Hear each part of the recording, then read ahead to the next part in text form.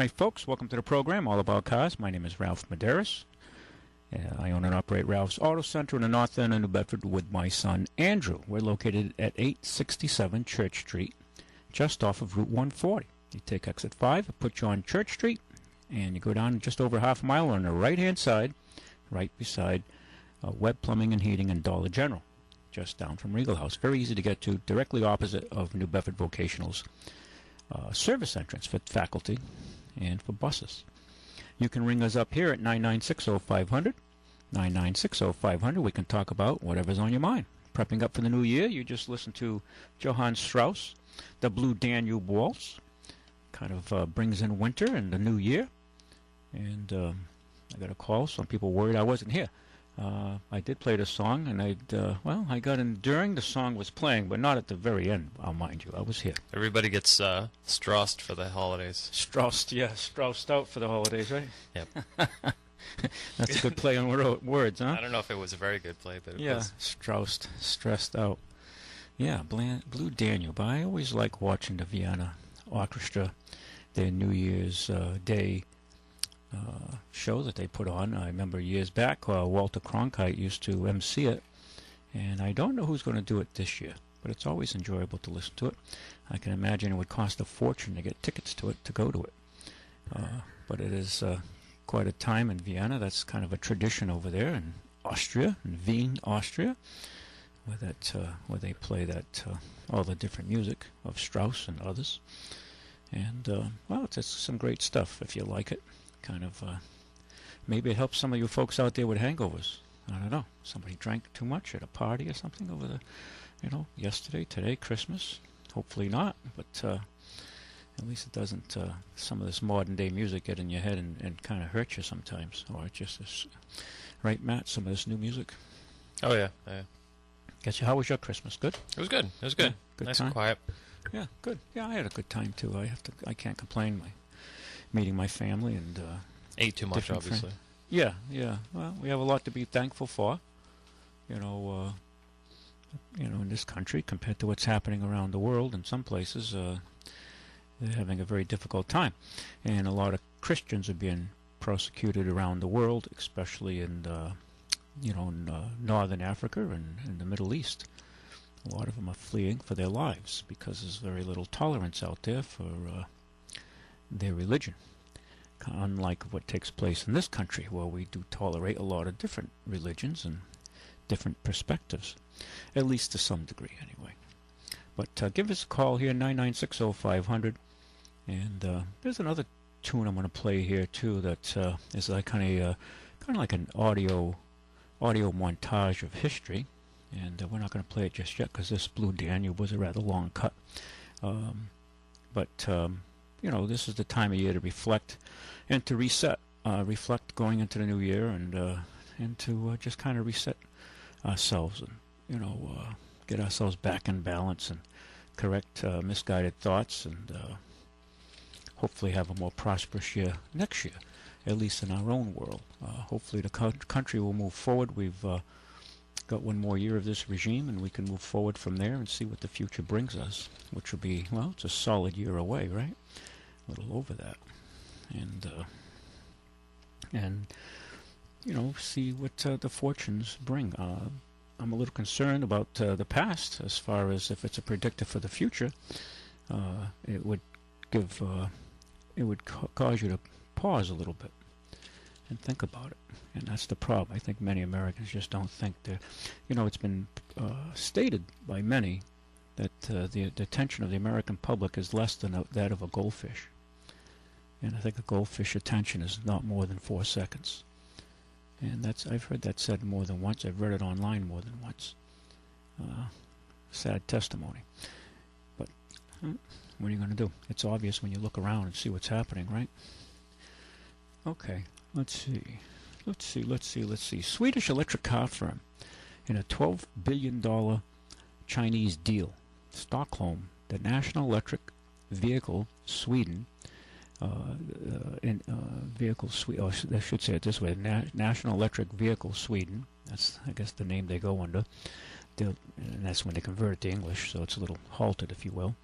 The electric vehicle company, born out of the ashes of the Swedish automaker Saab, has inked a $12 billion deal with a Chinese leasing firm that it says goes a long way to meeting its business objectives.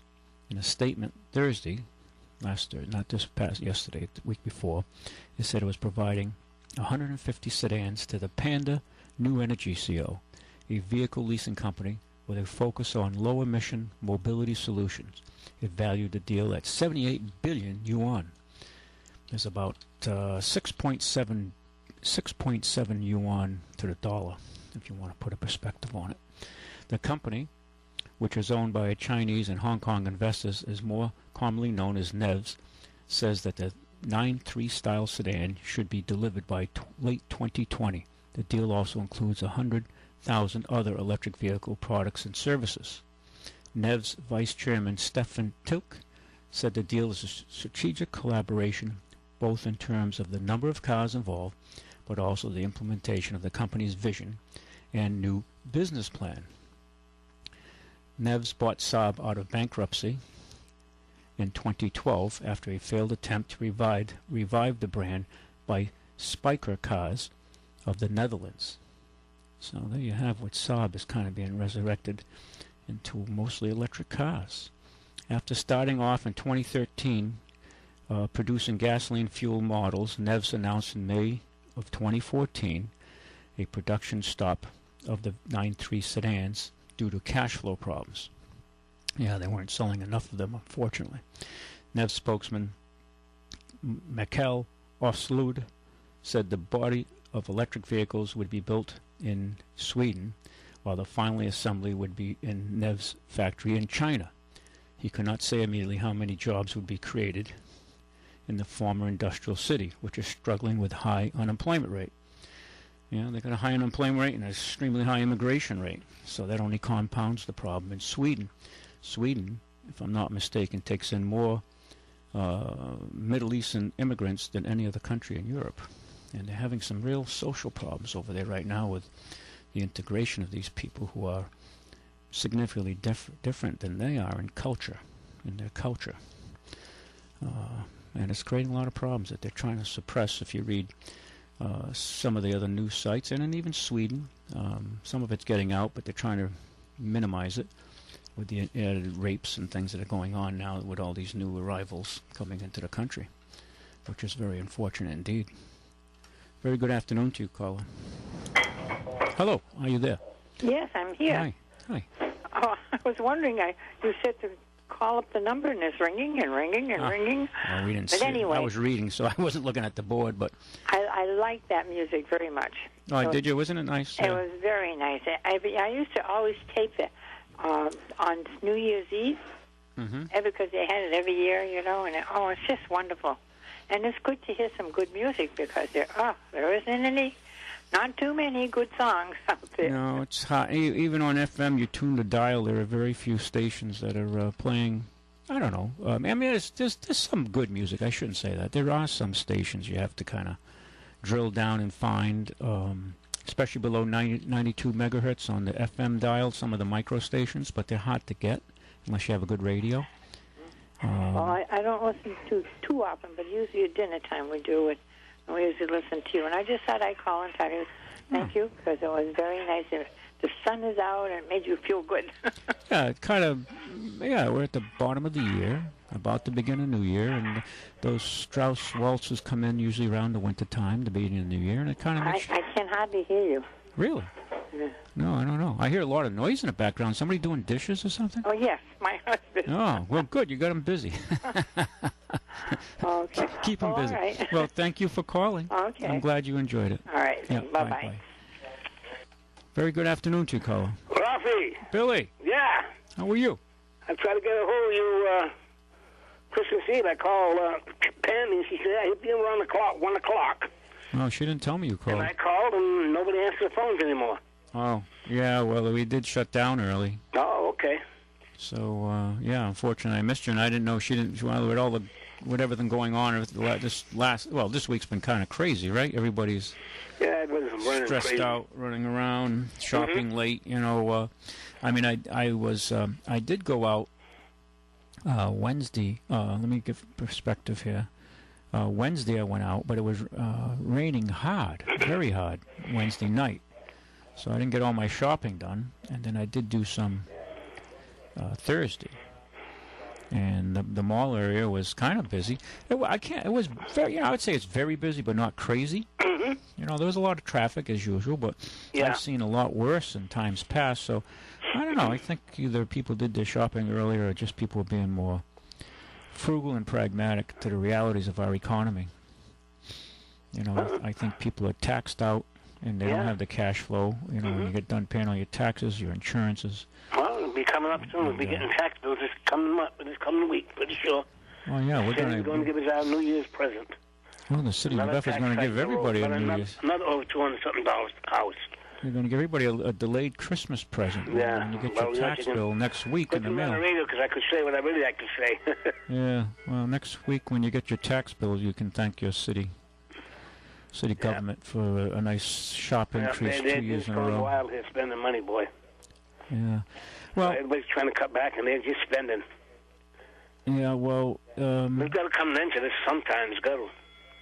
Well, it comes throughout history. If you read history, Billy, it's when the peasants uprise and, the system starts over again. When, when you have a revolution or an uprising of the masses. We haven't gotten there yet. But in the past, that's how it's gone. It's happened in the Roman world right up to modern times when the French Revolution and our revolution. And, we had a revolution because the British put a 1% tax on tea. 1 to 2% tax on tea. Imagine that, just 1 to 2% on tea. And that created enough problem for our forefathers to start a revolution. And now, look at the enslavement we've got with our tax rates today. Yeah. Confiscation of our fruits of our labor. It's nuts. It's nuts. So, but I think, we're not there yet as far as creating some insurrection, civil insurrection. But it's not far off, I don't think, when, people say, to hell with this, I can't afford to pay it anymore. And they start, they want to confiscate your house for non-payment of taxes or your business. They can't take the whole city, that's for sure. What are they going to do with everything? Yeah, well, it's the city, and it goes much further beyond that too. It's a problem throughout the state. And yeah, I know that, but I'm saying the previous these politicians all lie through their teeth while they're talking to you. Look at our former governor, Deval Patrick. He promised property tax reform. We got reform, right? They raised the sales tax and other taxes on us. And that was his reform. He left us with a hole in the budget of, $750 million, $1 billion. Such poor management, such incredibly poor management of our state's economy. And not much is said about it. It's just kind of like swept under the rug.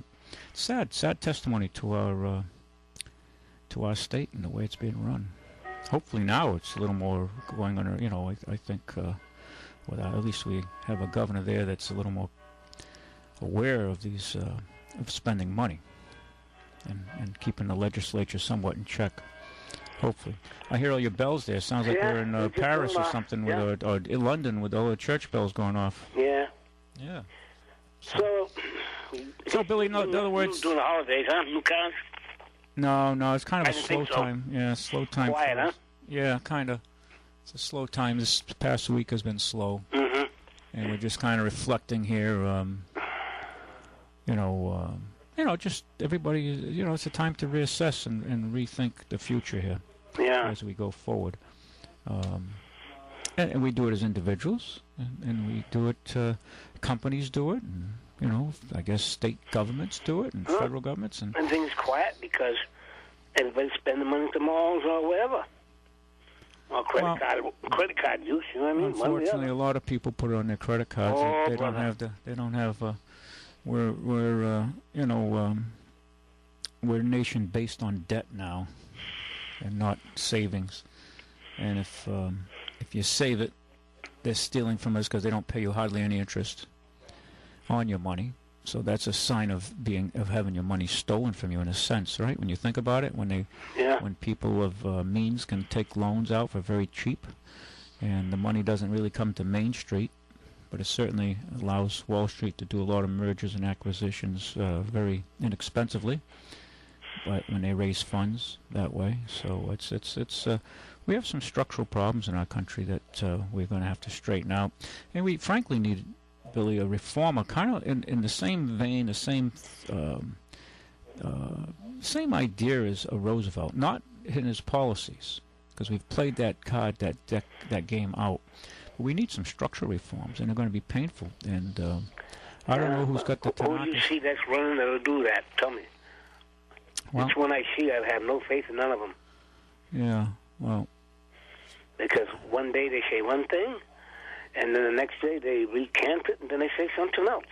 Well, I think that's why you see a resurgence with Trump, because people are so upset with the political situation out there. And I agree. I mean, I love to hear him talk, because that's exactly what I like to say, and every American would like to say, but the other politicians, they're just skating it and they're going some other way.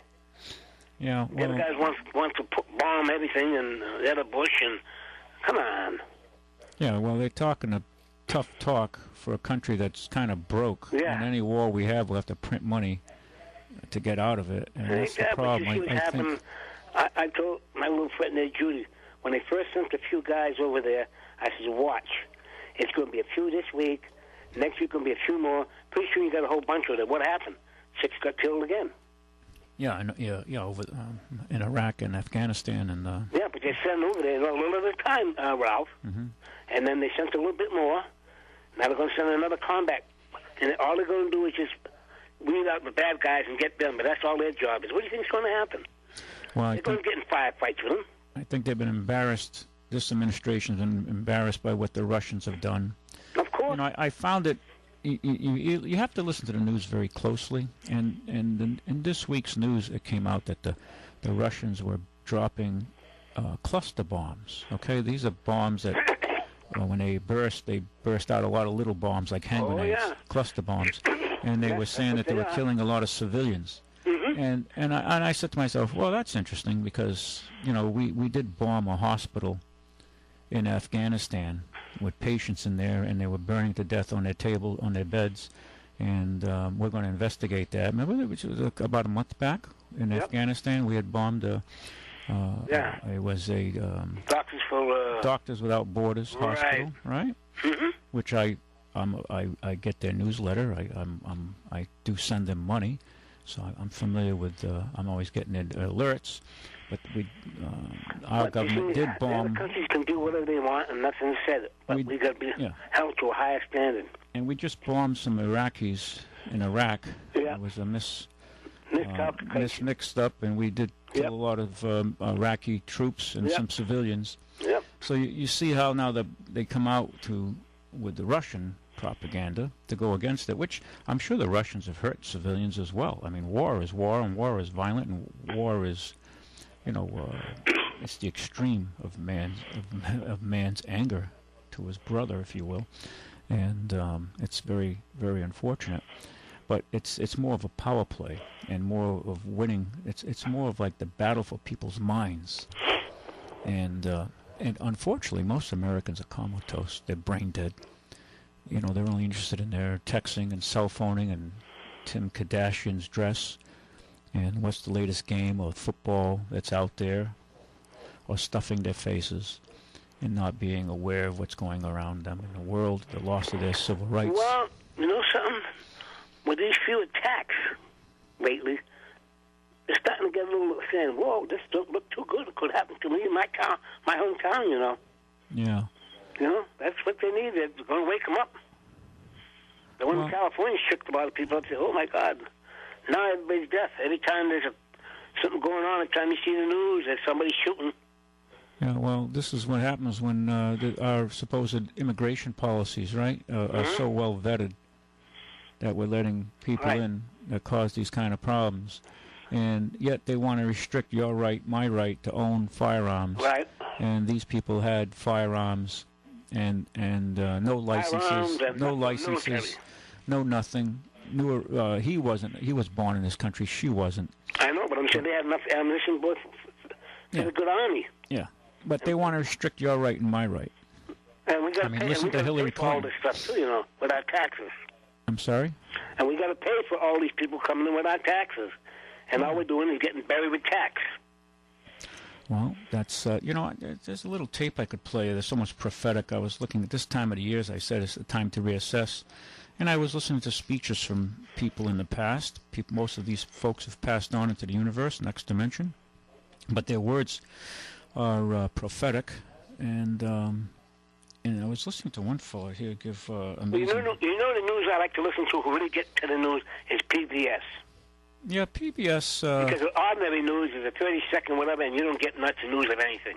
Yeah, to their credit... but PBS really gets down into, and some of the documentaries get right down to the nitty-gritty, you know what I mean? Yeah, they try to give both sides of an issue. I did listen to PBS yesterday, or the NewsHour, which is PBS. Right.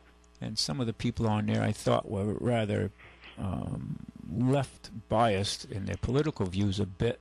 Trying to be, and I'm not trying to say it from the right, or I'm not on the right trying to look at them as saying they're on the left. I'm a centrist, and I thought they were a little, well, the people they were, the two reporters they were interviewing anyway, were kind of left-based, and they're out of the Washington area, which wasn't surprising, I guess. But no, but PBS compared to ABC, NBC, and even Fox News or CNN, yeah. Mm-hmm.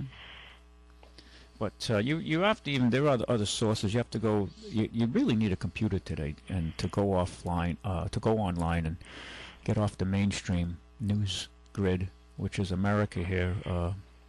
On the mainstream news, there's very little news in there, of what's happening in the world, and to us, and our loss of our civil liberties, and our economic freedoms, which are continuing to this day, and they're always being threatened.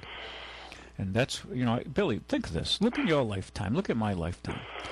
Look at the restrictions on our civil liberties. Look at the restrictions on our finances, on the fees, the taxes, how we've been enslaved. And this is continuing on and on. Now, young guys like Matt next to me here, this is the way the system is now. And if it continues to increase, of course, they look forward to the day when we die off and we're not there to, write letters and bitch to the system.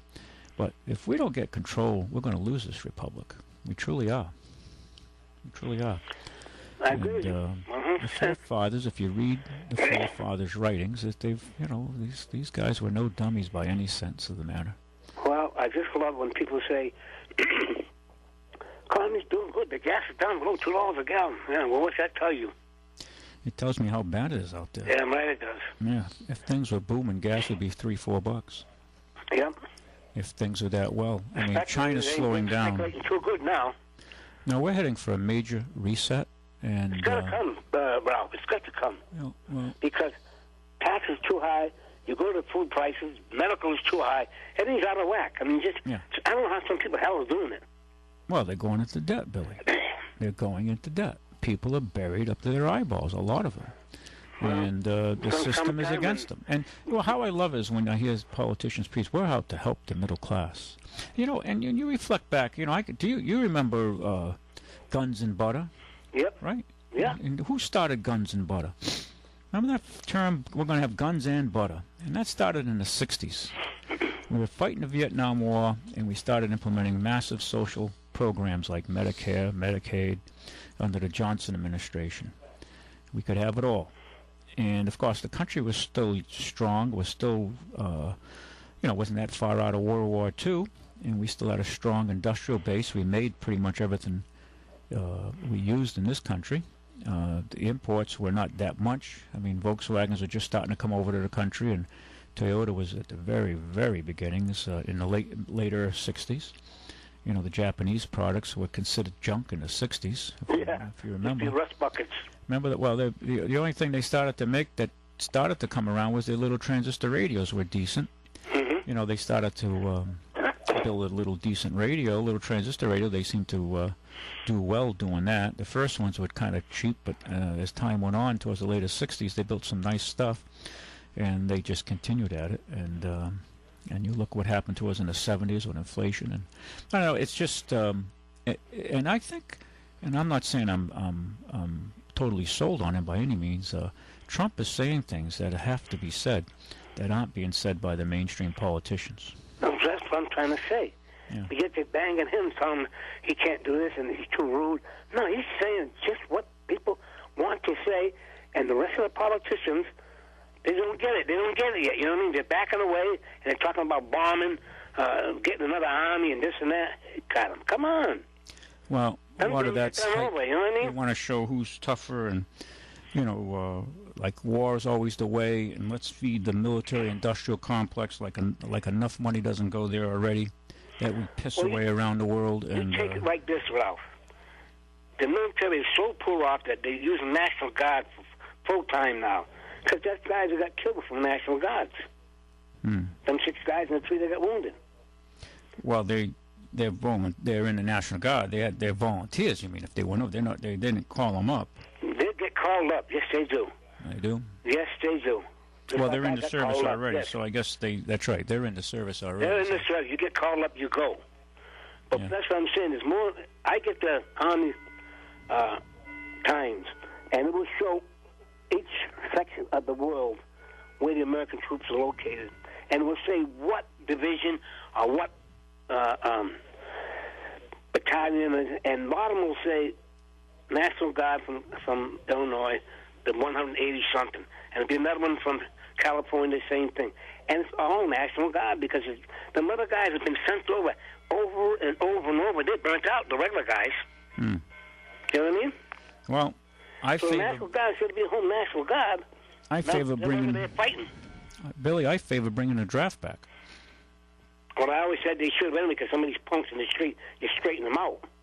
Well, that would certainly work. They want to fight? Well, here's the enemy now. You can shoot at them instead of everybody in the street. Yeah. Well, that's a choice. The judge could say, here's your choice. 10 years in prison or 2 years in the military. You got that right, brother. And send them to the hottest parts of the world. Yeah, maybe they'll straighten them out. These are tough guys over there. But that doesn't answer the question of why we're all over the world fighting wars, holding this empire together. We should be minding our own business. You know, if you look at the map, I'll give you one of my Army Times. You can look at it one time.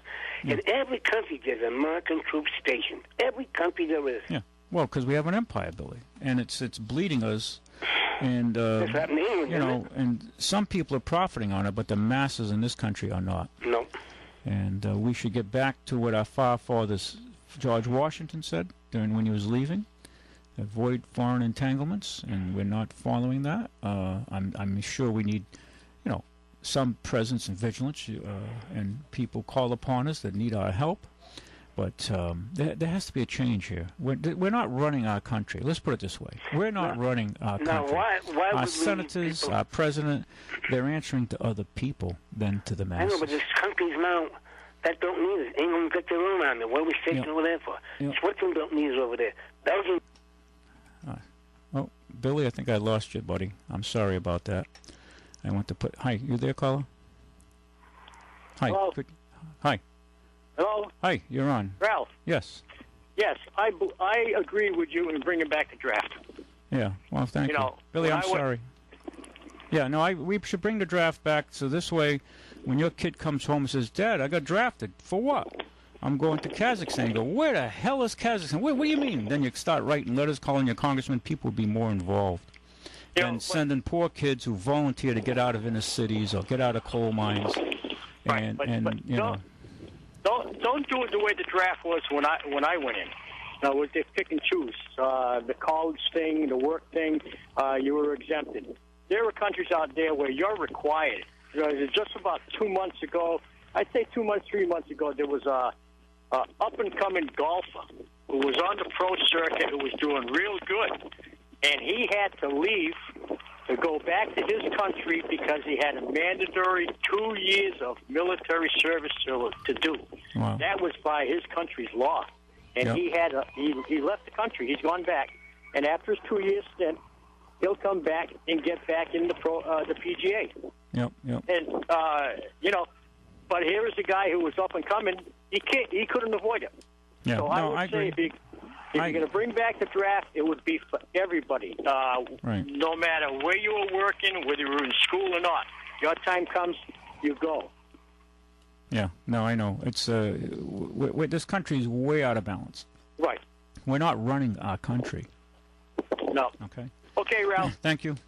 Have a good day. Bye-bye. Very good afternoon to you, caller. Well, good afternoon to you as well. Hey. Sure.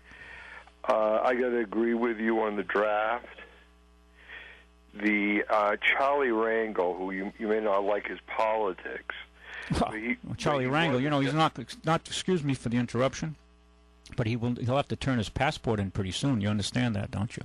What are we talking about? Charlie Rangel, doesn't he owe taxes to our federal government? Yeah. He does, and they're going to pass a law. Congress. He was a decorated Korean War veteran.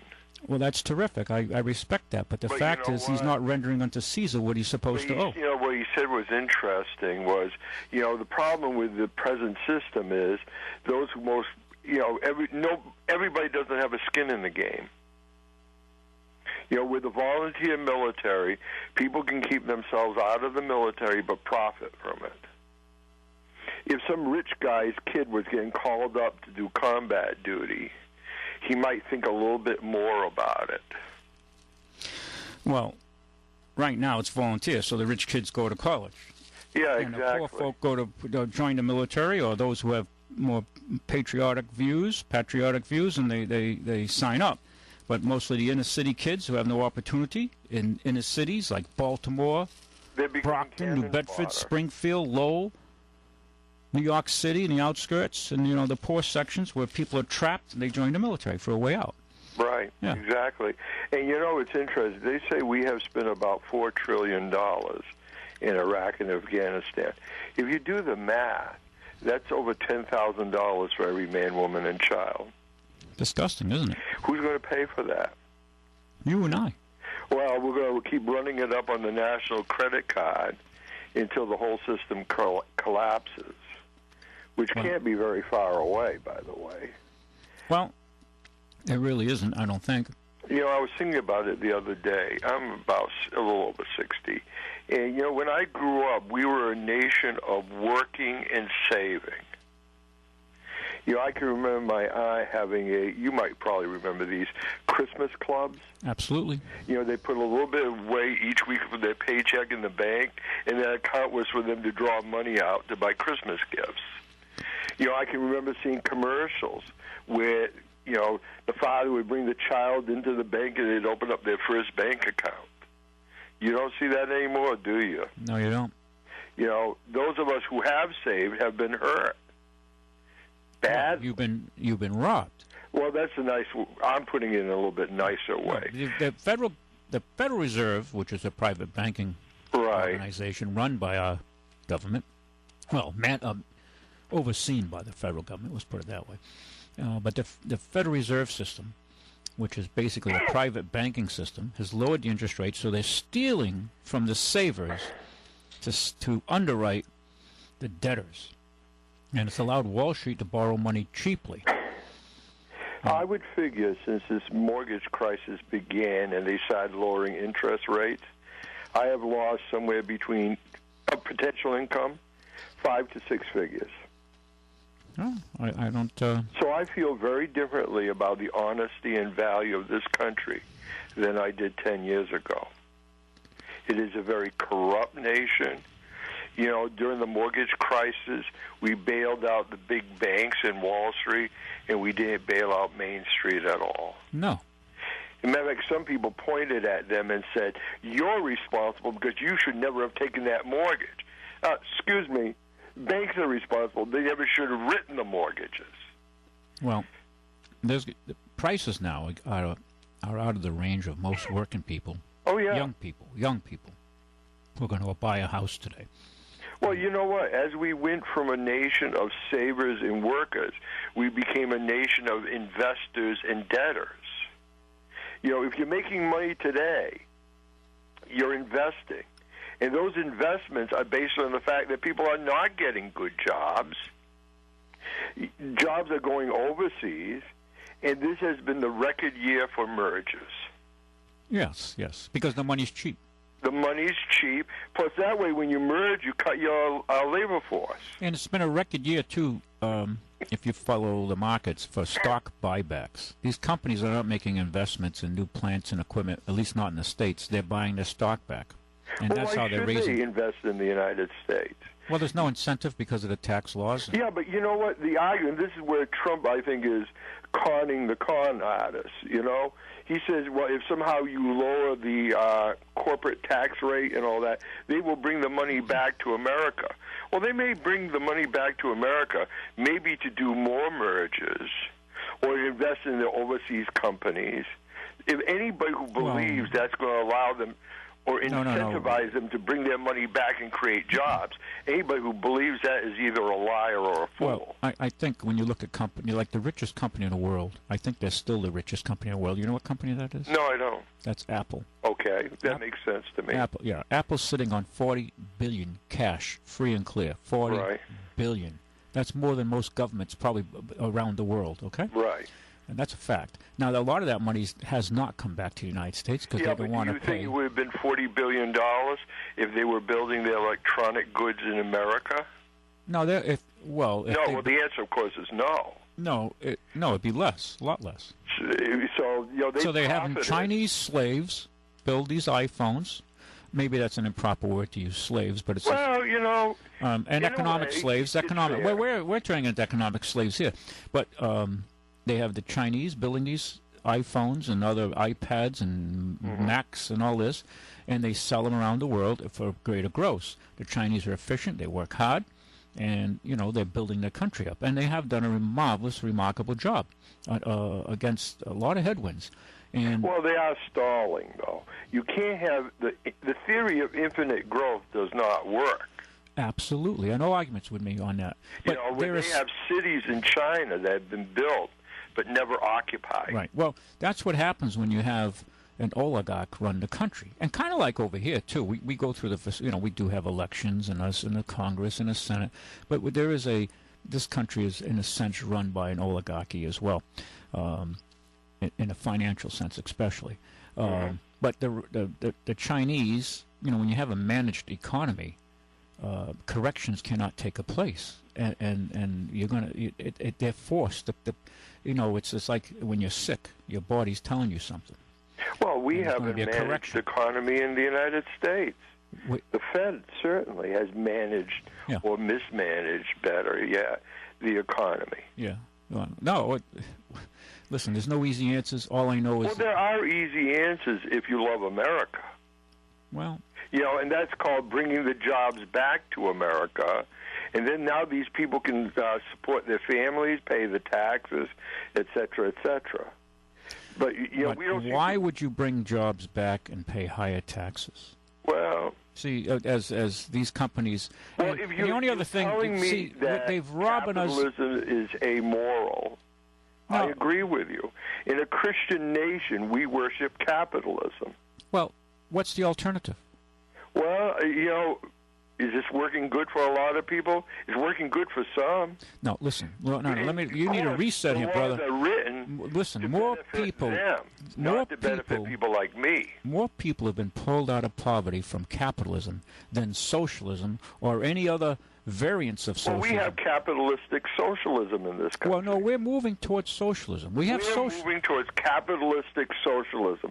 The example of the mortgages is a perfect example of that, where we bailed out the big guy and threw the finger at the little guy. Well, I think the proper word to use would be crony capitalism. Well, maybe that's the appropriate word. It's crony capitalism. But no matter which way you call it, it's socialistic. Yeah. I got to let you go. I got another call I got to grab. Okay. Thank you. Take care. Bye-bye. Caller, thank you for holding. Are you still there? No, they left. I'm sorry. Okay. Hey, a lot of things. People are trying to get it out, vent it out. We got the news coming up. I got a little, I don't know if Matt, how much time we got here? Can you put that in, you think? You got that one? All right, put this one. Matt's got this one. Matt, did you start in here? Wait a minute. Which one have you got? Oh, right here? Are you in? Yeah, we're going to play this one here. This goes for our new tax increase coming our way. Here we go. Starting New Year's, or February 1st, you got to pay it, but your bill...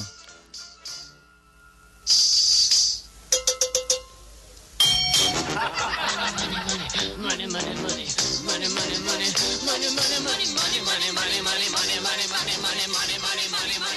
When you haven't any coal in your stove and you freeze in the winter. There you have it, a little audio montage for your mind. A lot of you folks out there probably remember a lot of those events. I don't remember Edison San Mary Had a Little Lamb. That's a bit before my time in Lindbergh, but I do love studying history. And they have a little bit of people and the passage of time and events. And I'm sure many of you out there recall some of those events, and this may have touched a few chords and brought back these memories. Just a few details I neglected to mention in the first hour. And, oh, by the way, this is all about cars with Ralph Medeiros. I own and operate Ralph's Auto Center in the north end of New Bedford on Church Street, 867 Church Street, to be exact. We're just off of off of Route 140, exit 5. Take exit 5 off of Route 140, put you on Church Street, go down Church Street just a half mile or so on the right-hand side, right after Webb Plumbing and Heating and Dollar General. And we're right there, directly opposite of New Bedford Vocational's Church Street entrance for the faculty and the buses. And we're just down from Regal House Furniture as well, and a lot of the gals know where that is. Very easy to get to. There we specialize in automotive service. We service all makes and models of cars, pretty much A to Z. The only thing we don't do is warranty work. Of course, you have to go back to the dealer for that. We also sell quality used automobiles priced between $4,000 and $15,000. Clean cars, generally low mileage, thoroughly serviced out. We try to correct any problems that may exist, and they all come with good, solid warranties on them. And we also do sell cars costing considerably more for those who want them. And we bring in cars for people who are looking for a specific make and model and year, right down to the color.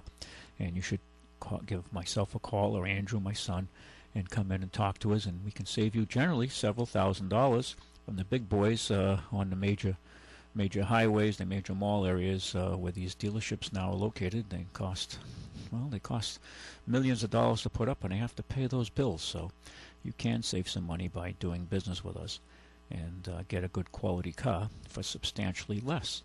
It just takes a little planning and a little work on both our parts, and we can make it happen. If you want the easy way, you see the car in the lot, you go in there and pay the price and drive it out. Well, fine, that can be done too. It's, at these stores, you just have to pay a few $1,000s more to have that luxury, and that's what it comes down to. What do you want to spend? We deal in value. Whatever the price point you come in to see us for, we deal in value. And a lot of folks today don't want to be buried with big car payments. They don't want to be whacked with a huge sales tax bill when they go buy the car, and then also get whacked with a excise tax bill from the town or the city you live in as well. And of course your insurances go up as well. When you get closer to a new car, your insurance rates tend to rise. And a lot of people are feeling the pressure today of just trying to hold their station in life, that wherever they're at, and it's getting more difficult to do.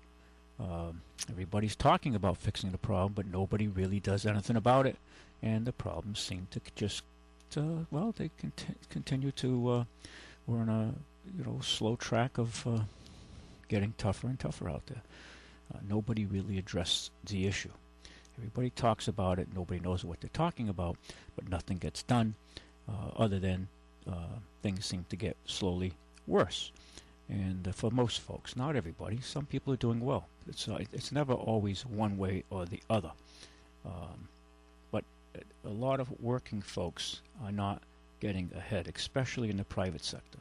They're not getting the pay raises and the extra hours, and they're getting the increases in their insurances, the increases in their taxes and fees and licensing and permits.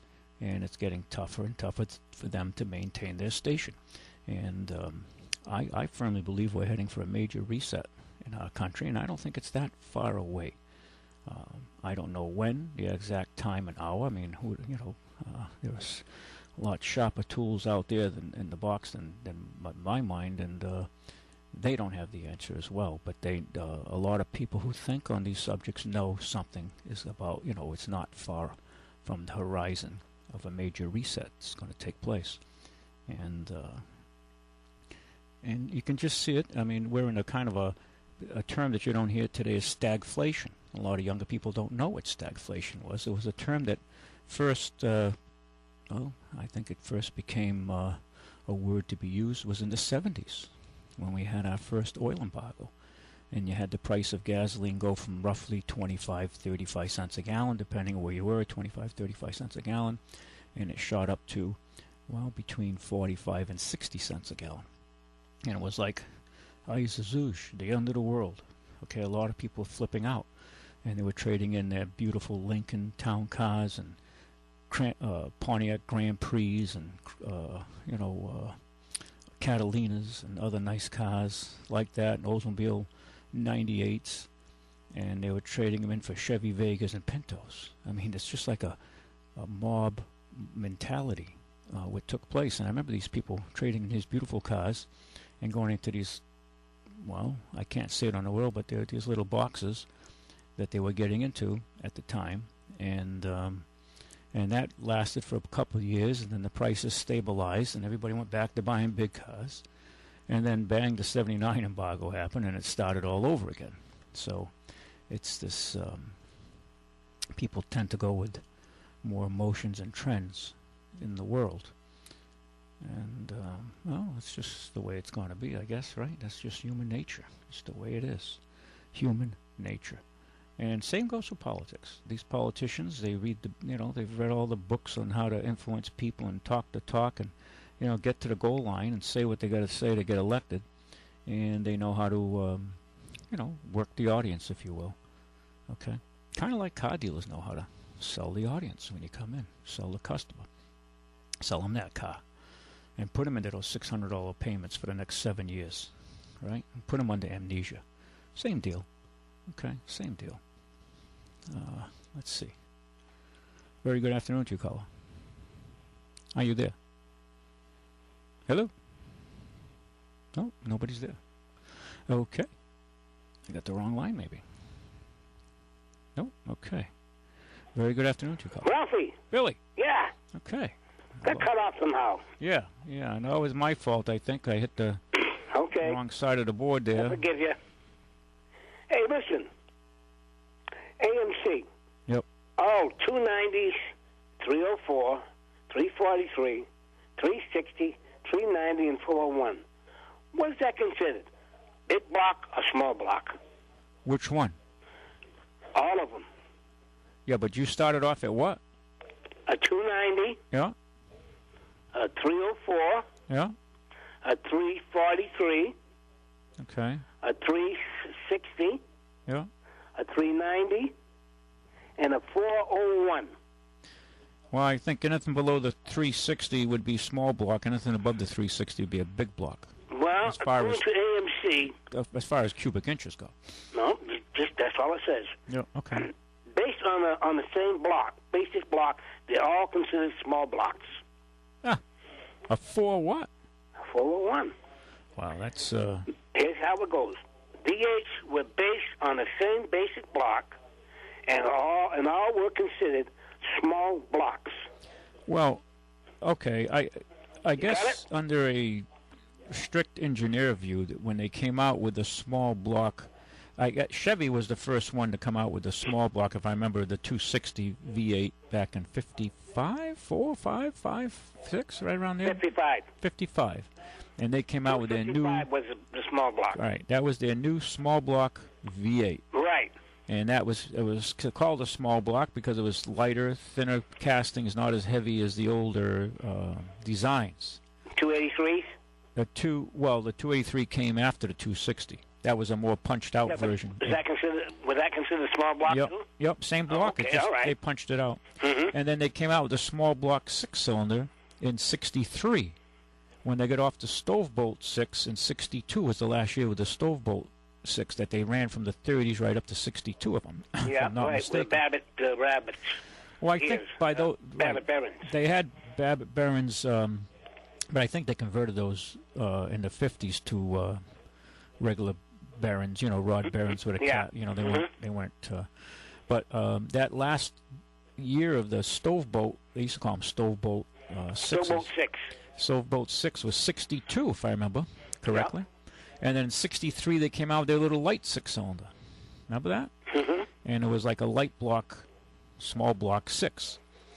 And then it came out with the Camelback engines. Remember that? With the valve covers with these weird designs for emissions, all kinds of weird stuff they came out with. General Motors, as they kind of started to, you could see them starting to, looking back in history now, well, they really started to flounder in the 70s, you know, with the first oil embargo and the economic stresses of the country. But why would the AMC consider this, all these engines I just named off, yeah, small block? V8s, were considered small, they were based on a small block, considered small blocks. Well, they probably took the same block and just put a bigger piston in, you know, like that 405, was it 401 you said? Yeah, 401. They probably just punched it out. You know, that's what I was thinking. Yeah, so it's like when you have an engine rebuilt, right? Right. You blow it out and you put a big size piston in. Right. 30 over, 40 over, or whatever. Right. So it was the same block. Yeah. Only they punched it out and they put a bigger piston in it. Well, I'm reading this AMC. It says there, that's what considers it. Do you know? And I picked this up and I said, let me read this. Yeah. And consider small blocks. I think if you talk to people like you and me on the street, when I talk V8s in the traditional American sense, anything below a 350 was considered a small V8, or in today's nomenclature, say 5.7 liter. Yep. And I don't like talking V8s and liters, but let's talk liters for a minute. It's 5.7 would be a 350 cubic inch block. Smaller than that was a 350 was considered a medium-sized engine. Above it was large. Below it was a smaller, like a 327. 327, 283s. Yep. 389, 289s. The Fords were considered, you know, small V8s. It's like now, Billy. A lot of the Mercedes, the Jeeps, even the Toyota V8s, they're all like 4.7s, 4.6s, and that puts them right around a 283. Between a 260 and a 290 size, which would be considered a bigger block. Well, the current V8s on the market, like the Jeep V8s, the 4.7s, and the Mercedes 4.6s, and the Toyota, I think, uses a 4.7 or 4.6. They're all around a 280, a 285, 283 size block. You know, like a small block. That was a small block, and they bored it up to make it a big block. Yeah, but I mean, the size of the engines are what we consider to be a small V8. By today's standards, though, that's considered a large. Well, let me ask you, these are new V8s today, right? Yeah. Do they have the same thickness as the old V8s in their block? No, they tend to be thinner. Yeah, oh yeah. Thinner walls, yeah. They tend to make them lighter. They have a lot of them have overhead cams. So, in other words, you couldn't bore them out too much. Not like the old V8s. No, I don't think you're going to take them much past 30 thousandths. You know what I'm saying? Mm-hmm. The put a 10 over is one thing, but a 30 over, I don't know. You'll have to read the specs on them real close, you know, to see if you could punch it that far. The old ones, when I had the engine rebuilt, in AMC 327, they went over 30, but they could have went over 40 and 60, he said, because there was plenty of walls, plenty of thickness in there. Yeah. Well, today, lighter, they have to make them lighter for better mileage, and you know, everything's going lighter. I mean, so you tell me there's not much meat in that in them. Well, I would say that they probably don't have that kind of reserve in them today. No, just the fact that they want to save weight. Well, in other words, the old V8, you can give them a beating, they won't be bad with you. They'll just keep moving. Well, it's like the 318 Crisis, the 5.2 liter. Right, today, yeah. That engine, you could run it low on oil, you could overheat them, they'd come back, and they were very, very forgiving engines. But these new V8s, if you did that, you're blowing head gaskets. You got all kinds of issues. Yeah, the old engines were very tolerant of abuse. Yeah. Sure, they ate at the table with you. I mean, they sucked down the fuel, but they had a lot of reserve. If that good, they still operated. These new engines, you overheat them, you're SOL, because then you got you got head gasket issues. You got all kinds of issues that show up right away. So it's. Well, no, I just wanted to bring this up, just because maybe somebody listening to this thought, well, he's crazy, you know. Yeah. But that's what it's based on, a small block bored out. That's all it means. If anybody knows about engines, you know. Yeah. Well, my son and I were talking. Michael, my other boy, and he. I know him. Yeah. Yeah, Michael, my youngest son, and he was telling me, Dad, they're using on the wire coatings now a new biodegradable plastic film on the wires. I said, really? He goes, yeah, so they're easier to recycle. I said, well, that's great to know, Mike. I said, 25, 30 years out from now, when people go to restore these cars, remember the old cars from the 30s? The wire had the cloth coating with the rubberized, the wiring harnesses. Of course, they weren't very big wiring harnesses in them days, but nonetheless, the wires were rubber coated, and they had a cloth covering over it. Yeah, I have them on my cars right now. The Buick and the Plymouth, the same thing. And it's color coded. They'd be striped different, right, red. Exactly right. Yes. Right, they'd be striped red or yellow or green. Yeah, mine happen to be yellow. Yeah. I know. I've worked on them. Yeah. And the material, depending how you stored your car and took care of it, would rot away, and the rubber would dry up and just go brittle. Remember that? And you'd have to rewire a lot of the circuits on the cars. Right. So I guess we're going to see much more of that going in the future, because these newer materials, they have a designated lifespan, and beyond that, that's it. They just start to crumble and let go. Back then, they didn't have the materials, the technology, so they used the best they had. You take the old wire, for your spark plug and coil. Yeah. The best one we used to use is packet wiring. Remember that? Yeah, absolutely. Packet wiring. Yeah. That was really a good solid wiring. Yeah, and they had resistors in them, so you didn't have the exactly right. You didn't have the sparking when a car drove by your house and you had the TV on or the radio on, and you'd hear it coming a mile away, tick, tick, tick, tick, and your TV would have like spikes. Even your car radio would do it to your car radio. Yeah, your car radio too. Yeah. And now there's all kinds of rules on that. To minimize RFI, radio frequency interference. Yeah. And it's not as much of a problem these days as it was. Well, that's good points, Billy. Yeah. All right, Ralph. I just want to call back because maybe someone must have said, hey, that guy, he's off the wall talking about all the engine small blocks. But you got to remember, they were a small block, and they just bored the suckers out to whatever they wanted. But as far as the size of it goes, the actual displacement, I still adhere to anything below a 350 is a small engine, and anything above it's a large engine. 27, so many cubic inches. Yeah. But they were just talking about the block itself here. Now, under today's terminology, the younger people today, if you said to them it has a 4.7, it's considered a 4.7 liter, or a 283 or 289 would be considered a large engine. Mm-hmm. In today's world, it'd be considered a large engine. Years ago, that was a small block. Correct. It was a small, but today they say, oh my God, it's a good-sized engine. Yeah. Which No. I have some young people, I say, not really, and they look at me like, I said, well, I just come from a different time, I guess. I guess so, yeah, we are. That's right. I was just we used to be cubic engines, and I was just thinking the Lincoln I had with a 501 cubic inch engine. Well, how about that big caddy you had there? I drove over to Mattapoise somewhere. Remember the size of that one? Yeah. One sitting in the showroom? Yeah, that was the 500 something, wasn't it? Eldorado. Yeah. Yeah, that was a big engine. That was a big a big sucker. Yeah. Nice ride, though, huh? Oh. Nice what a ride that sucker was. I mean, you didn't even know you were riding in it. You know what I mean? That car was a ride. Yeah. That was, that's 2.5 tons of American steel. And that is American steel. That's not, Oh, because that was a 75, 76, was it? 77, yeah, Eldorado. Right? Red interior, red gut. Oh, and it had Smokey and the Bandit Special, had the factory CB radio. Factory CB radio. That made it rare. I mean, God, and it had a sunroof, which was... When you said it, Ralph, and you looked down the hood, it was like a mile long. Yeah. No, that was a ride. Yeah. All right, Ralph, I'll see if I can stop up this week and say hello to you. All right. Please do. You know what I mean? Okay, Billy. All right, buddy? Thank you. All right, bye-bye. Bye-bye. Very good afternoon to you, Colin. Ralph. Hey. The cars of today, they won't be around tomorrow.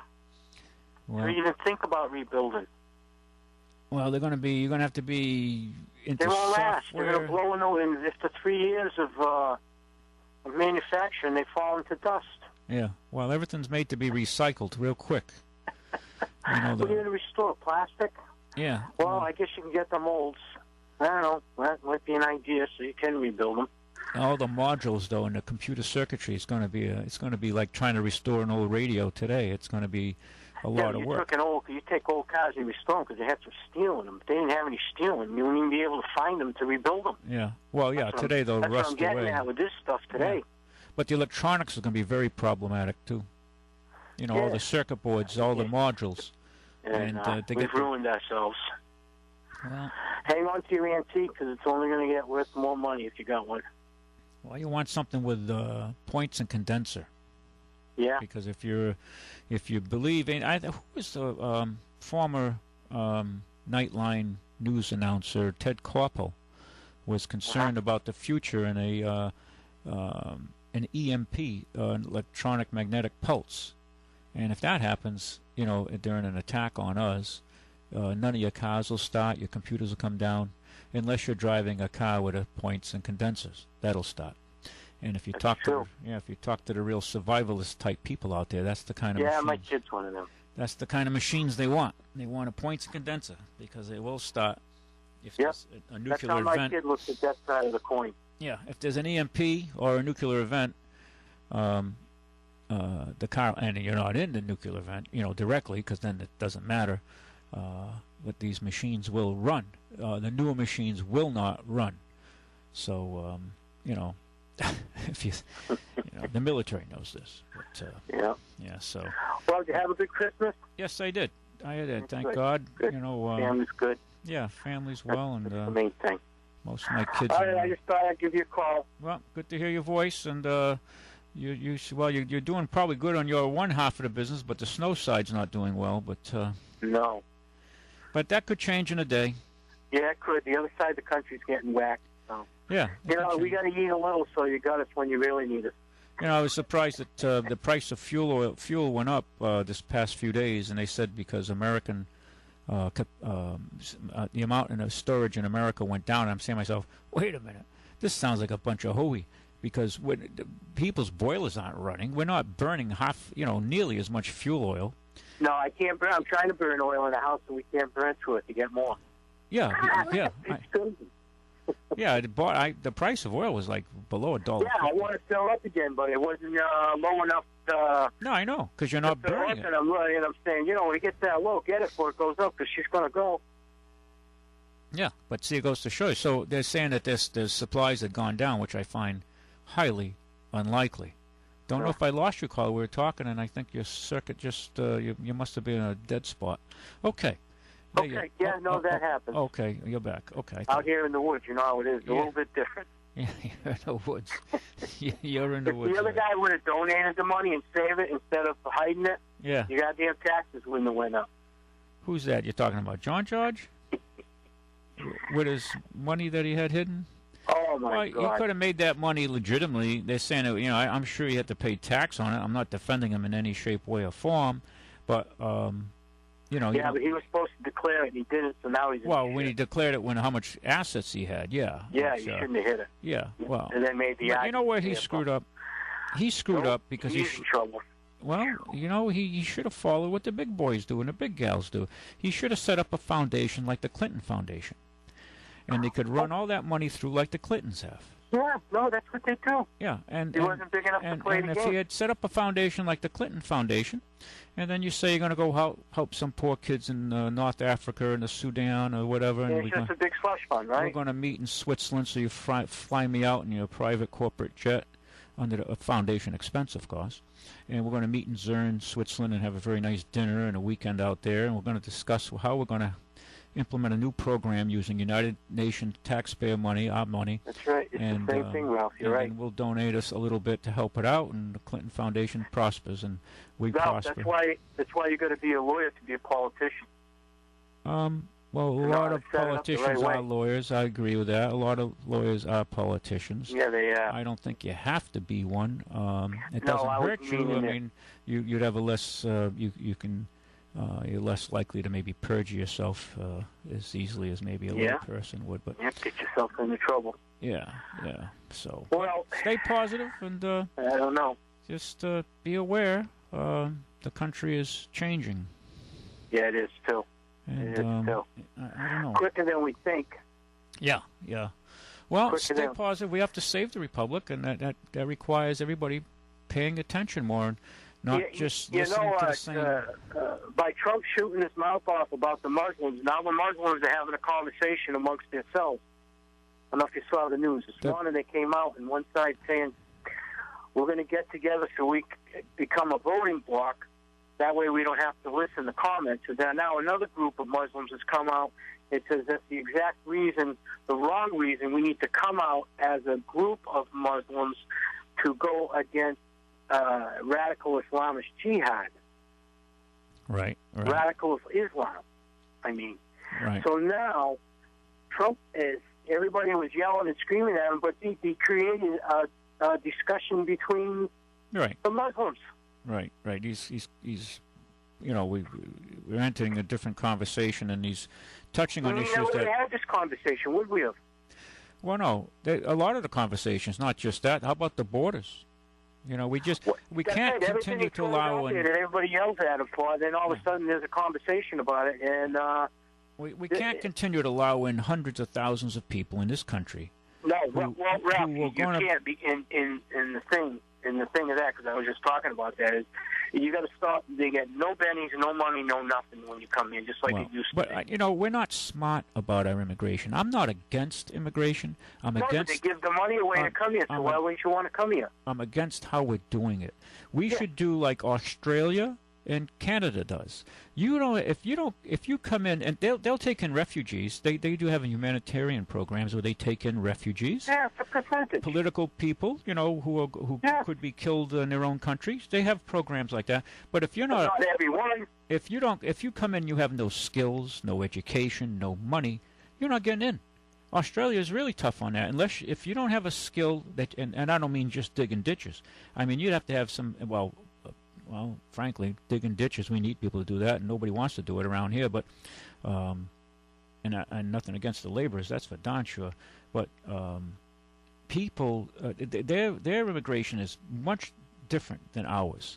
We're letting in people who create, who come in on a dole, and it's just, and not all of them. I mean, some of them, they get off their butts. They own. You look around New Bedford, a lot of new variety stores are owned by foreigners. God bless them. They're working hard. They're paying taxes. They're working 24/7 in these businesses. Yeah, it's the few that always ruin it. But with this big discussion between the two Muslim groups, I think you're going to see that it's going to be a good discussion because it's not just going to be one-sided. There's a lot more issues in to be an American Islam. Right. No, listen, the beauty of this country, you can come to America, and if you want to practice your Muslim religion, fine. God bless you. Do it. And if you're a Hindu, you want to... Don't do it to destroy us. Well, no. You have to come in... Right. No, you can't come here and practice radical Islam. Yeah, same goes for, they're always looking for martyrs, like in this government we have our current regime. Think of this now. If those people in California and outside of L.A. Had been white Christian militia group, think about the clamor there would be for gun control and more regulation. Huge, because they tried it right off the bat. It would be, and that's the way the game's played, okay? Yeah. That's the way, and I'm not by any means defending the other side, white skinhead Christian or supposed Christian based. By any stretch of the imagination, like a Timothy McVeigh. By no sense of that measure would I defend those type of people. No. But okay, I know what you're saying. Okay, but they play it to their goals. Okay, the politics, the propaganda, and in this country we're not used to hearing the propaganda. But the fact is the propaganda is every day around us. Okay, I got to let you go. Got the calls. All right, Ralph. Thank you. Who's up next here? Yep, Matt, you hit them. Good man. Hey, very good afternoon to you, caller. Thank you. Good afternoon, Ralph. I guess I'm on. I was just listening to your talking about the old wiring that you still see around sometimes, and I have seen it. Just a coat of rubber around the wire or wires, twisted wires, plus the cloth around that. Yeah, that's intriguing, and it reminded me of something I was just reading recently about airplane wire. especially nowadays, modern airplanes, my goodness, they go up to 30, 40,000 feet.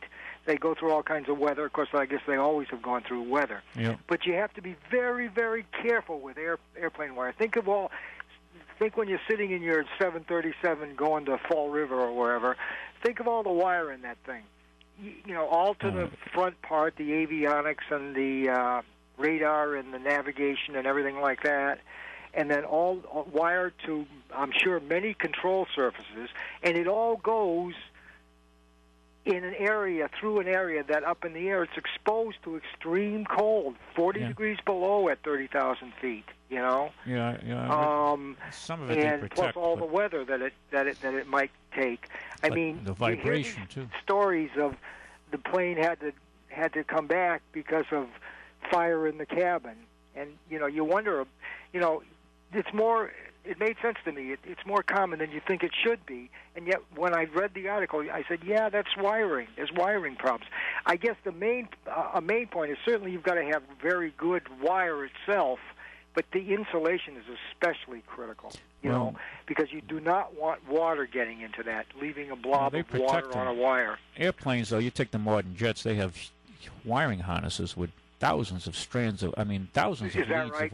My God. I'm sure, but the new planes, the wiring harnesses and those things, just gigantic. Huge. Yep. It's just, they're all fly-by-wire, and it's just a... It's got to be... they have redundancies. Good quality. Absolutely. Absolutely. Ralph, it just took me back thinking about that. I thought to myself, geez, I've never thought of that. That nowadays, especially at high temperature extremes, which they all go through, it's really important to have good wire. And I'm thinking back to 1970 when I got a job just by walking around and saying, hey, you got any jobs? When Columbia Cable started, I just walked around down there. And the guy gave me a job. And Columbia or Carroll Cable? Columbia. It started as Columbia. Oh, okay. Same thing. Okay. It's the same company. Same parent all right. You it's threw me off. Canadian parent company. Gotcha. The guy gave me a job. I started on the lines, and they said, hey, we're putting in stuff. We're going to be starting making stuff, and you want to arrange the warehouse. So I got to know all of the kinds of things with my little forklift, all of the kinds of wires they sold, both that they made there and that they sold from there, which was from all over the country, many things. And they used to say this. They used to some part of it made or they bought to sell airplane wire, and they used to say, hey, be careful of this stuff. Make sure this is put in a place that we know where it is and it's pretty safe. It's like $30 a foot. Wow. Just regular wire, but I guess it was so checked out usually by quality control that it had to be. And in other words, they didn't want that exposed to midnight auto parts. You know what I'm saying? Right. Yeah. But it's interesting. But you don't think of that. There's so many things in an airplane that have to be just right. I just thought that was cars too. No, it's interesting. It's true. It's airplanes even more so. Especially you don't want any cracks in the insulation. I mean, assuming that the wire is continuous, whether it's stranded or the wire inside is continuous, whether it's stranded or solid. And boats have the same problem. We'll assume that that's good, but you still want to make sure that insulation so that no water gets in there. Boats have the same problem. Well, okay. Boats have the same problem, do they, really? Yeah. Thank you for the call. Yeah. Sure, thank you. Bye. Bye-bye. Okay. A few things I didn't get to discuss earlier. Sunrise. Today was at 7:09. 7:09. We lost 3 minutes from last Saturday. Depressing. Sunset. Good news. Sunset will be at 4:19. We gained 4 minutes from last Saturday. So I went to school when they taught math, and we gained a minute.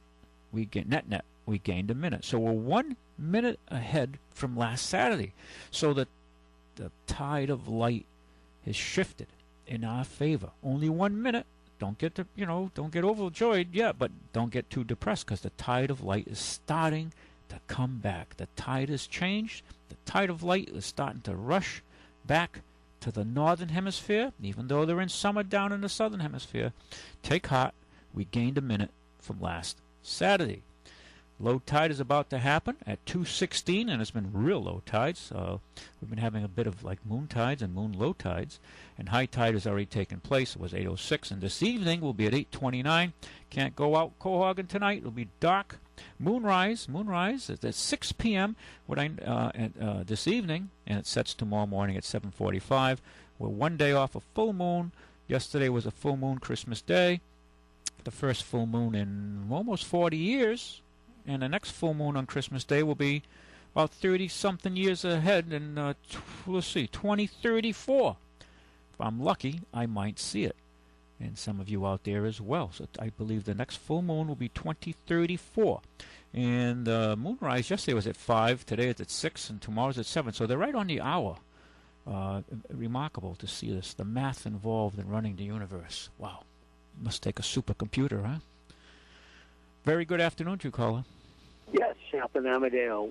Hey, Ralphie. How you doing? Yes, good, I was brother, wishing you good. and your family and your crew the warmest and most gracious blessings for a new year. Just didn't I say I'd always check with you every month or so? Yeah. And Billy, so because well, okay. I just get in now. All well with you? Been everything okay? Everything? Yes. Good, good. Ralph, good to hear your voice. I haven't heard you from Winham. I thought they cut the lines down there. I know.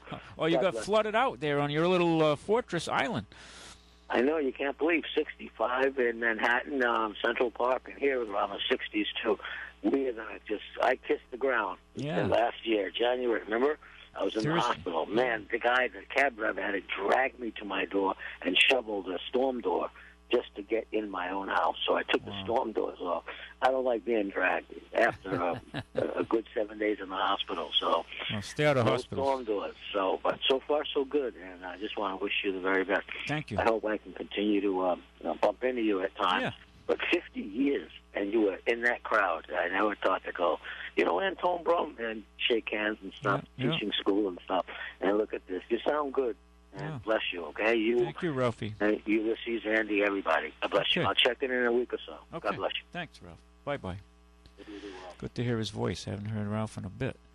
Let's see. Now, one of you folks out there may have this car. There's a recall going on right now. And as usual, it seems to be the airbag world. But this car was manufactured on January 23rd, 2014. The affected vehicle has a thorax airbag. That's the brand name. Fitted to both front seats that may fail to meet side impact performance requirements for the front seat occupants.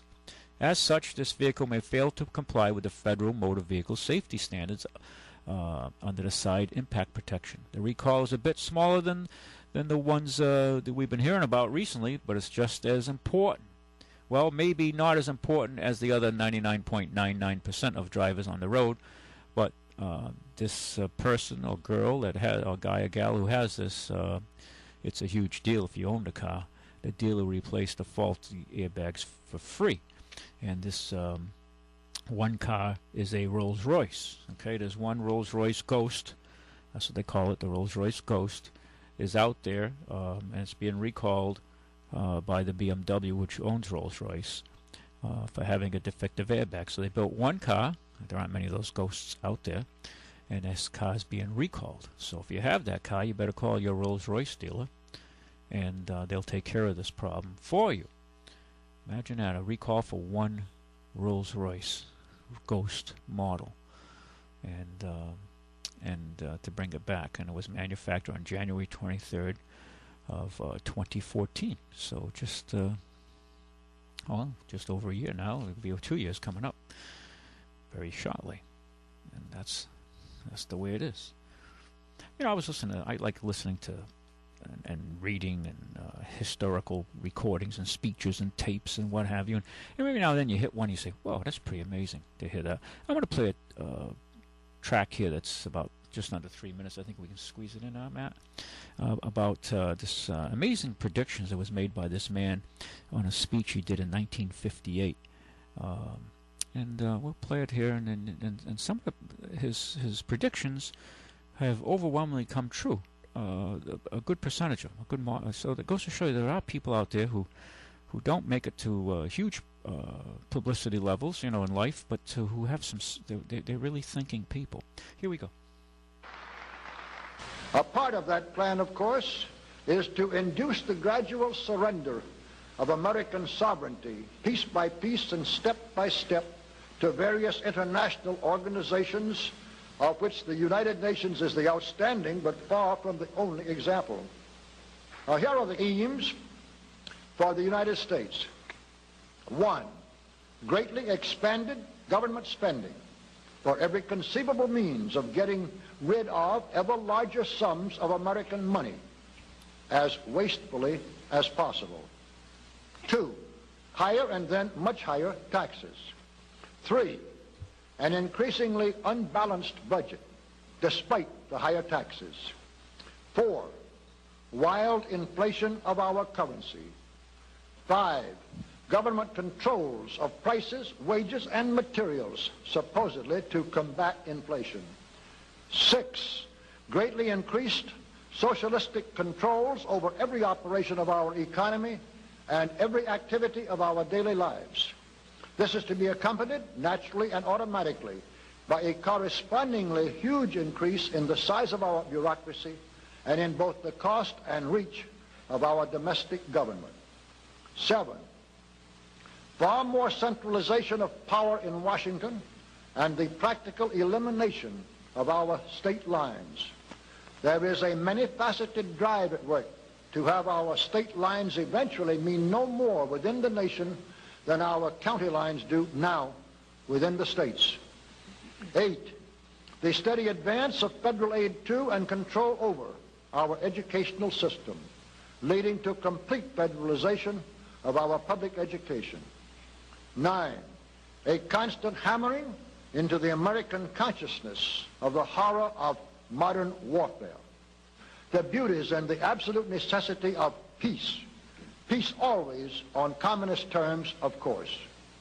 And 10, the consequent willingness of the American people to allow the steps of appeasement by our government which amount to a piecemeal surrender of the rest of the free world and of the United States itself.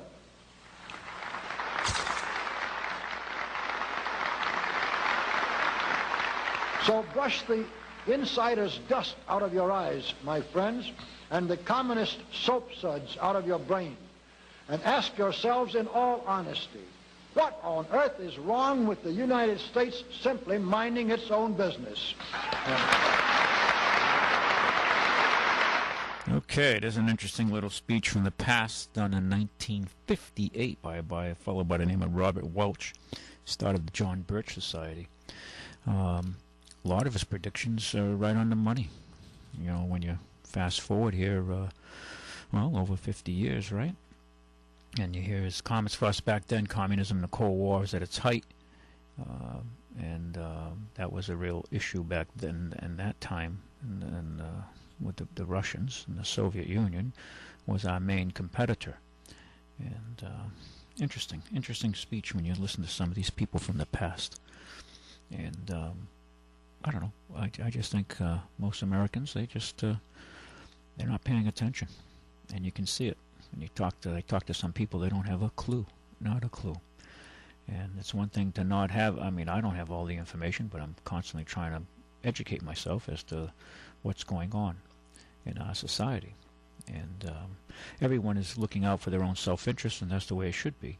And that's how the society has prospered in the past. But the system has been gamed up now, and sometimes the people you think are gaming it aren't the ones who are gaming it, and the ones who are telling you that they're going to change it are the very people who are going to continue it.